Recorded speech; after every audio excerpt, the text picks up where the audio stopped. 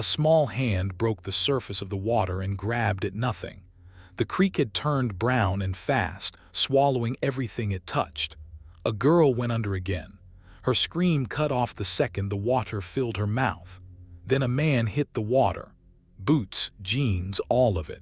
He drove one arm down into the brown churn and closed his fist around a fistful of hair and pulled. The girl came up coughing river. He hauled her to the bank and laid her in the mud and pressed on her chest until she spat and breathed. The man was big, gray beard, leather vest with a patch on the back. His name was Duke Merrick, and the girl he saved, half his size and shaking, was named Nora Ashby. What Duke told her before he rode off would take 7 years to come true. Stay with me. Now here's the thing about that morning by the creek. Nora was 16 the summer it happened, and by the time she was 23, nobody in that farmhouse knew it had ever happened at all. She'd never told them. Not her mother, not her father, not a single soul in Sturgis, South Dakota. Only the dog knew, and a dog doesn't talk. The year was 1974, and the Ashby place sat at the end of a long gravel drive, out past the last fence line. It was a working farm that had mostly stopped working. Her father, Silas Ashby, was a proud man with cracked hands and a bad back, and every winter the farm slipped a little further behind. Her mother, Ruth, kept the parlor clean like the cleanliness itself might hold the family up. And Nora moved through all of it quiet as smoke, doing what she was told, saying almost nothing. That summer, the parlor had a new visitor. His name was Clayton Vance, and he was the son of Harold Vance, who ran the biggest bank in 3 counties. Clayton wore pressed shirts even on a Tuesday. He drove a car that had never once seen mud, and he had decided, with the calm certainty of a man who'd never been told no, that he was going to marry Nora Ashby. Believe me, her family had decided the same thing. You have to understand what a banker's son meant to a farm that was drowning. It meant the note got easier. It meant her father could look the other men in town in the eye again. Ruth would set out the good cups, the ones with the tiny painted roses, and she'd laugh at everything Clayton said even when it wasn't funny. Silas would take him out to walk the fence line and come back looking 10 years younger. Clayton was the future. Clayton was the way out, and nobody asked Nora what she wanted. Not once. She'd sit in the corner of that parlor with her hands folded, and she'd nod when they told her to nod, and she'd pour the coffee when the cup ran dry. Clayton would talk about the house he'd build them on the good side of town, 2 stories, a porch that wrapped clear around. He'd reach over and pat her knee like she was a horse he'd decided to buy. And Nora would smile the small smile she'd learned to keep, and inside she'd go somewhere else entirely. She'd go back to the creek. Under the floorboards of her room, wrapped in oilcloth, Nora kept a jacket. A leather vest, really, cut for a man 3 times her size, worn soft at the collar. On the back was a patch. She'd sewn the loose edge of that patch back down herself by candlelight so her mother wouldn't hear her up past midnight. 7 years she'd kept it hidden. 7 years she'd taken it out on the nights the house got too heavy and held it, and remembered exactly what the man had said before he rode off into the dust.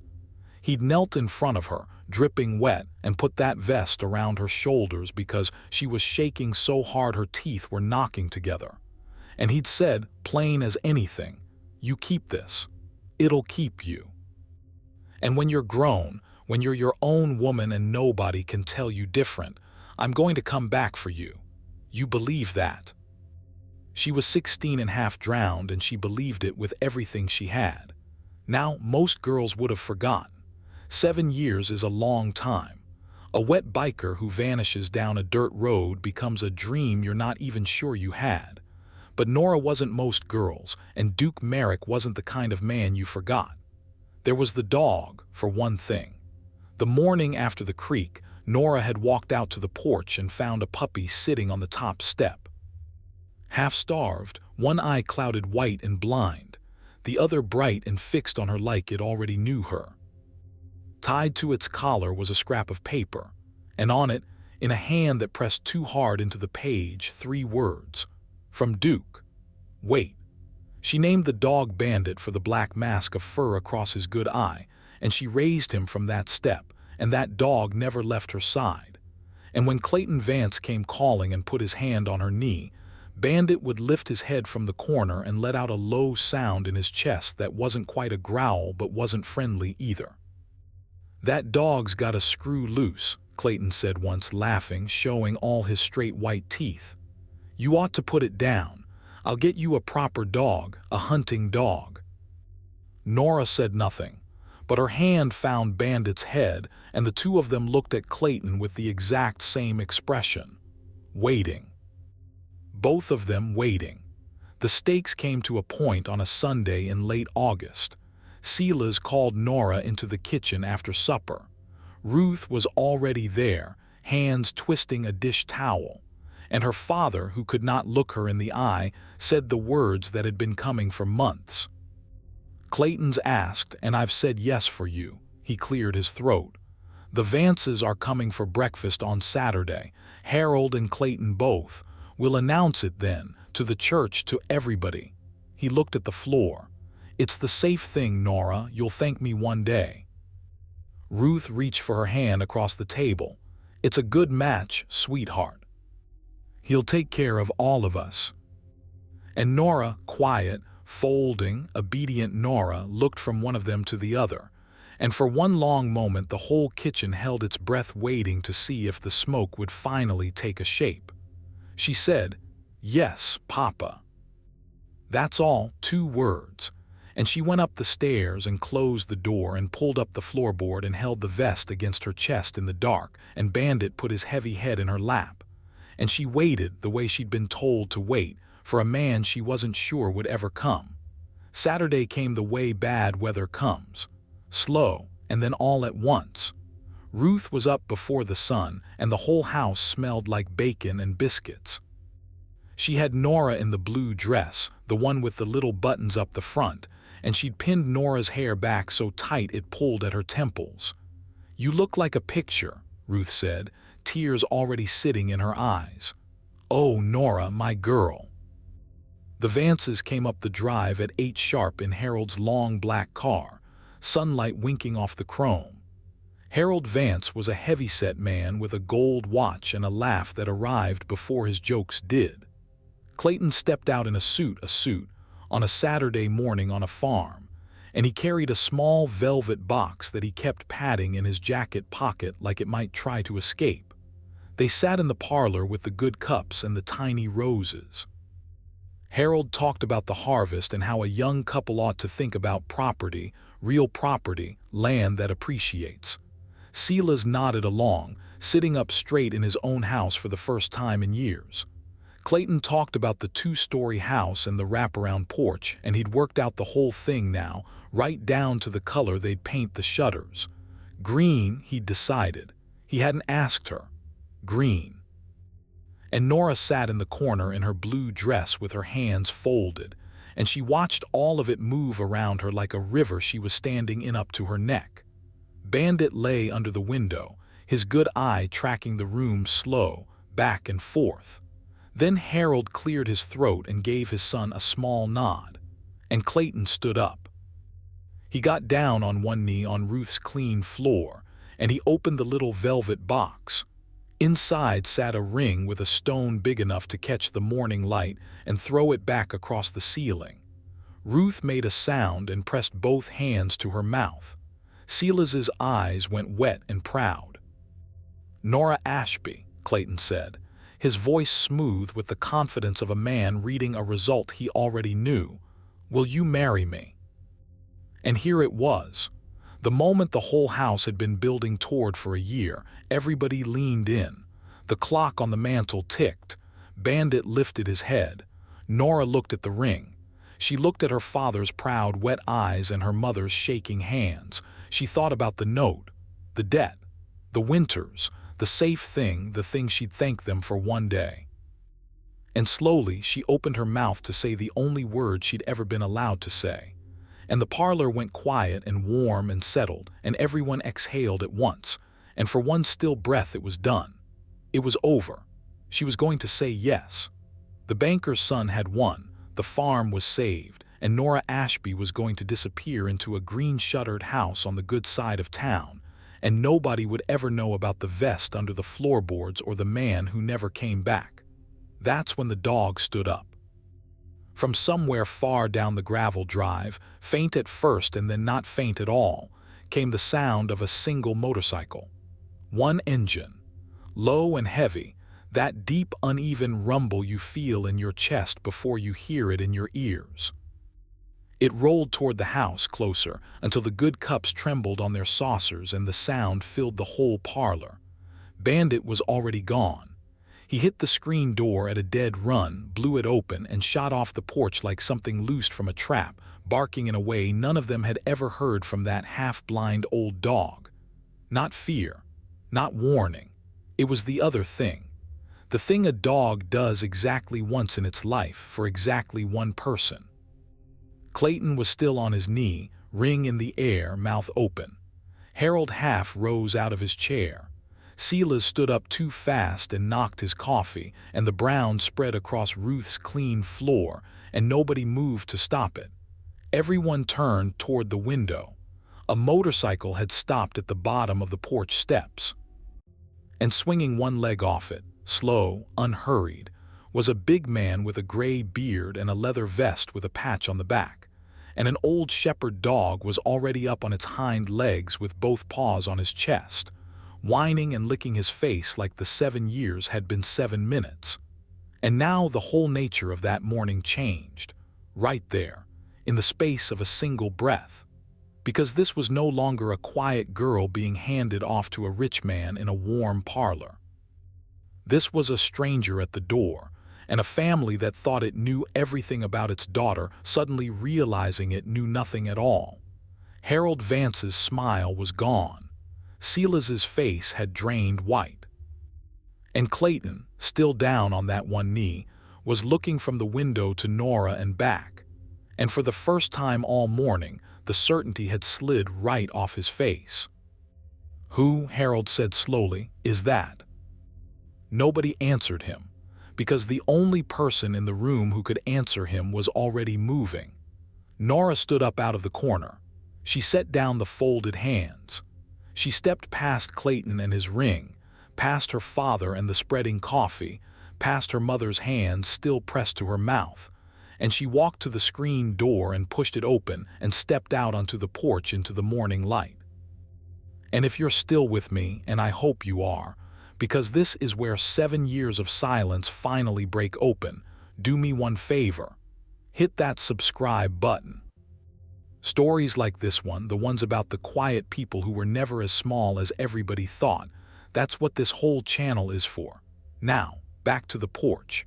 Duke Merrick stood at the bottom of the steps with Bandit against his chest, and he looked up at Nora, and the years fell off both of them at once. He was grayer than she remembered. He moved a little slower coming up off that bike, but it was him. The hands were the same hands that had pulled her out of the brown water. And when he looked at her like she was the one thing in the world worth going under for. "You're grown," Duke said. His voice was gravel and smoke. "You're your own woman now." "I am," Nora said. Her voice didn't shake. That surprised her. "Then I reckon I owe you a return trip." A slow smile moved into the gray beard. "I said I'd come back for you. Took me longer than I wanted. But a man keeps his word or he isn't a man." Behind her, the screen door banged. Silas came out with his face going from white to red, and Harold Vance right behind him, and Clayton behind them both, still holding the ring box like he'd forgotten it was in his hand. "Now you hold on," Silas said, and his voice cracked. "Who in the hell are you? And what business have you got riding up on my land on this morning of all mornings? My daughter's getting engaged today. You turn that machine around and—" "Papa," Nora didn't turn around. She said it quiet, but it cut clean through her father's shouting, because in 23 years she had never once interrupted him. Silas stopped like he'd hit a wall. Nora came down one step, and another, and she reached out and put her hand into Duke Merrick's big weathered hand, and she held it, right there in front of her stunned parents and the rich man on his knee. "His name is Duke," she said, "and I've been waiting for him for 7 years." You could have heard a pin drop on that gravel. Then it all came out of her, everything she'd carried alone. She told them about the creek, about the day she'd gone to fetch water after the spring flood and the bank had given way and the brown water had taken her. How she'd screamed and nobody heard, how she'd gone under twice, 3 times, how her lungs had filled and the world had started going soft and dark, and how a man none of them had ever seen had come off the road into that water without a second's thought and pulled her out by the hair and breathed her back to life on the mud. "You never told us." Ruth was in the doorway now. "Nora, you almost drowned and you never told us." "I was going to." Nora's eyes were bright, but she didn't cry. "But you'd have thanked him and paid him and sent him on his way and told me to forget it ever happened. And I didn't want to forget it. It was the only true thing that ever happened to me." She looked at Duke. "He gave me his jacket so I'd stop shaking. And he told me he'd come back when I was grown, and I believed him every single day since." Silas found his voice, but it was smaller now. "That's a fairy story, Nora. You were a child. A biker pulls a girl out of a creek and a child builds a whole life around it. You can't throw away Clayton for a man on a motorcycle you met one time 7 years ago." "One time," Duke said. Everyone looked at him.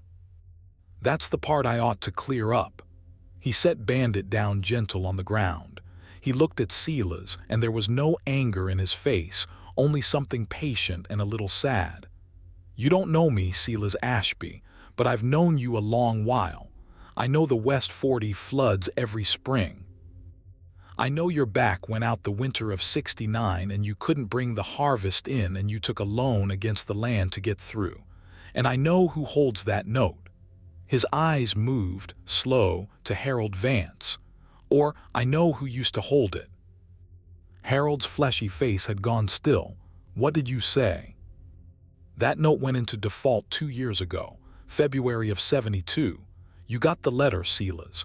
30 days to pay or the bank takes the farm." Duke's voice stayed easy. "And then 31 days went by and the letter never came. And you thought old Harold here had found the mercy of God in his heart.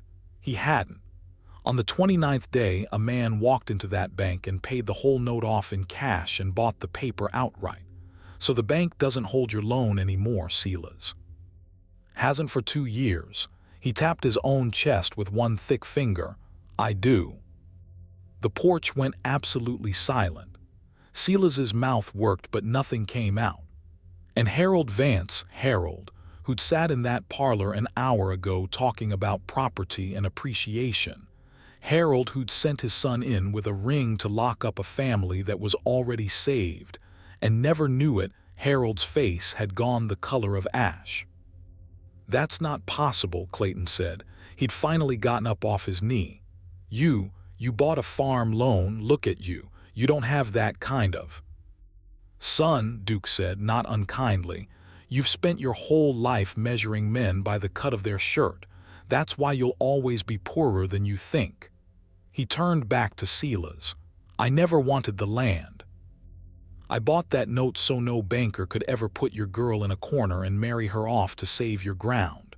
I bought it so that when I came back, and I always meant to come back, she'd be free to choose. Not desperate, not bought, free." He looked up at Nora. "That when I stood at the bottom of these steps, whatever you did next, you did it because you wanted to, not because your family was drowning and I was the rope." And Nora, at the top of the steps, finally let the tears come. Not from grief. From the sheer weight of a thing carried alone for 7 years and set down all at once.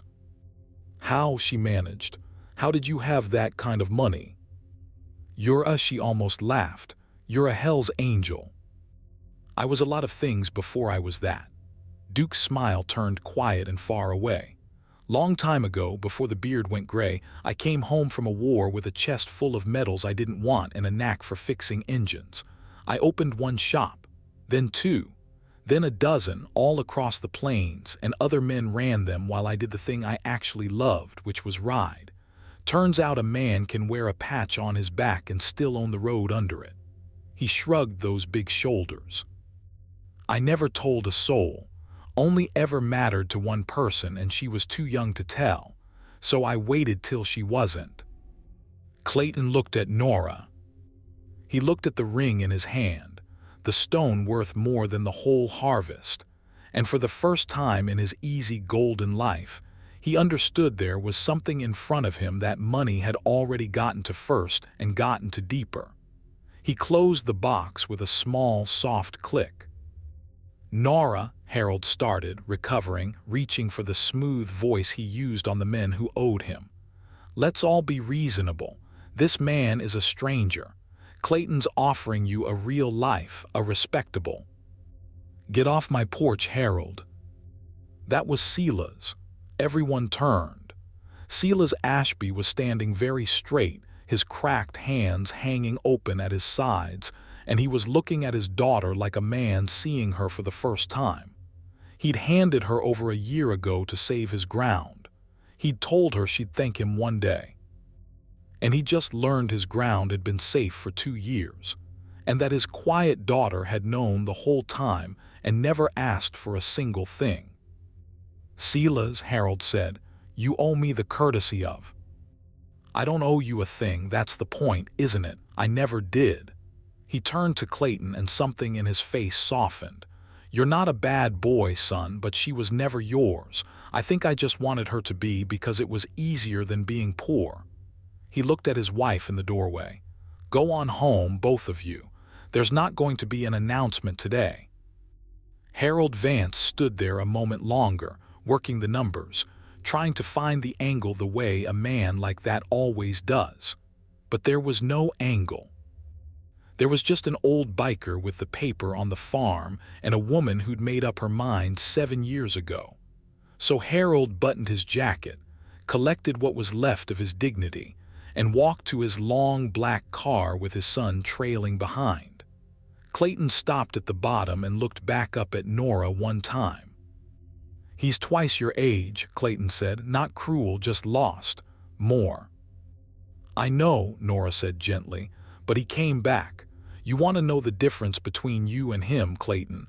You never once asked me what I wanted, not in a whole year, and he built his entire life around making sure I could have it. She almost smiled at him.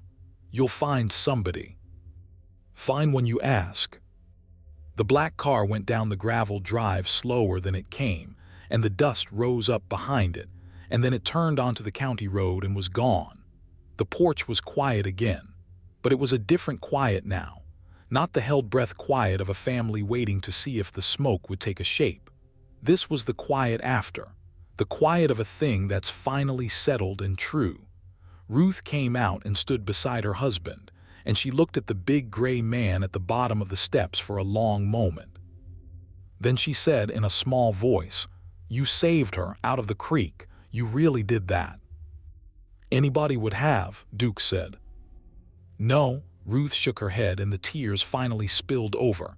"No, they wouldn't have. Nobody heard her.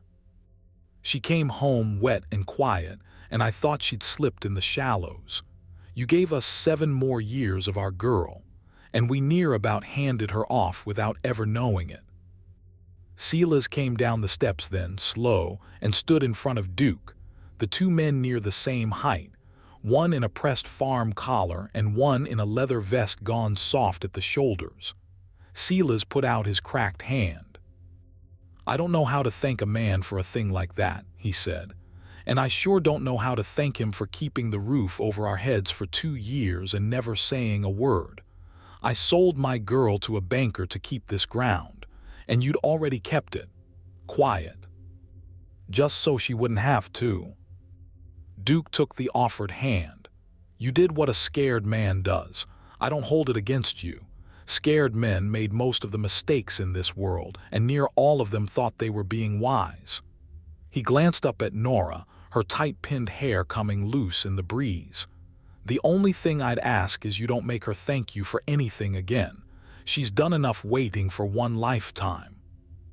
Bandit sat between the two men with his good eye going back and forth, his tail thumping slow on the boards, like the whole thing had finally sorted itself the way he'd known it would from the top step 7 years back.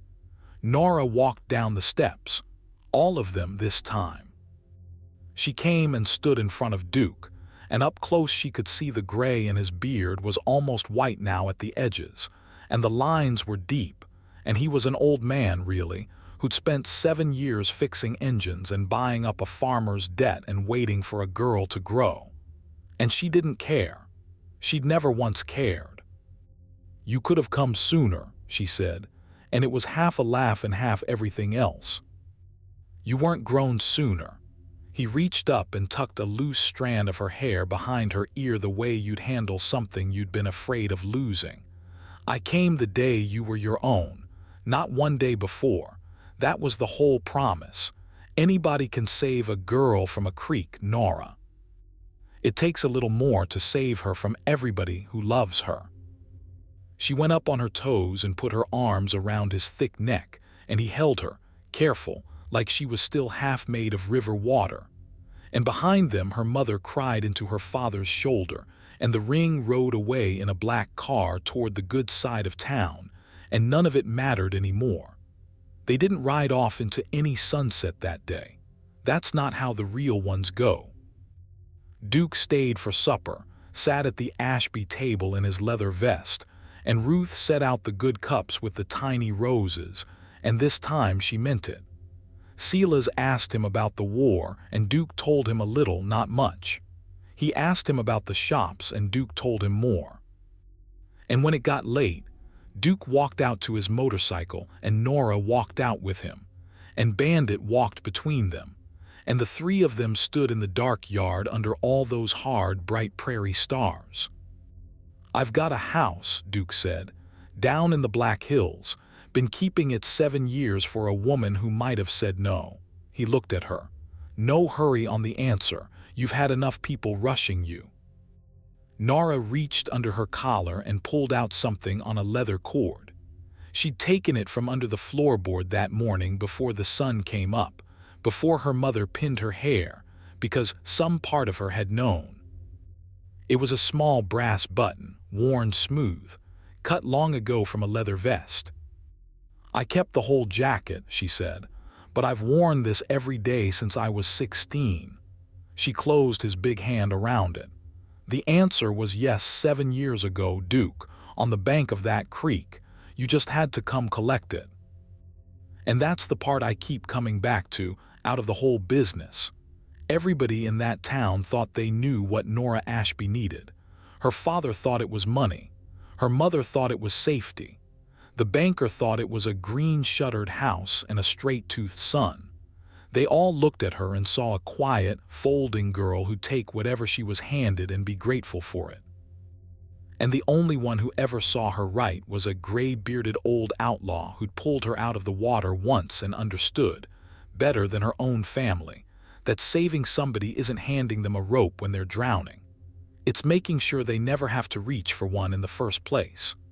Nora Ashby married Duke Merrick that autumn, in a small church with a one-eyed dog asleep in the front pew. She wore no veil and she waited on no one. And when the preacher asked if she'd take this man, she didn't say the small, careful yes she'd practiced her whole life. She said it out loud, so the whole room could hear. The way you say a thing you've been holding for 7 years. The way you say it when it's finally, completely, your own. This now runs about 4,990 words, inside the 4,805,200 window. The hook is untouched at 150 words, the ending is intact, and every beat survives the creek rescue, the hidden vest, Bandit, the forced engagement, the false calm at the proposal, the motorcycle trigger, the debt reveal, Silas turning, and the button on the cord. The cuts came from trimming doubled description, and a few redundant sentences in the setup and the porch dialogue.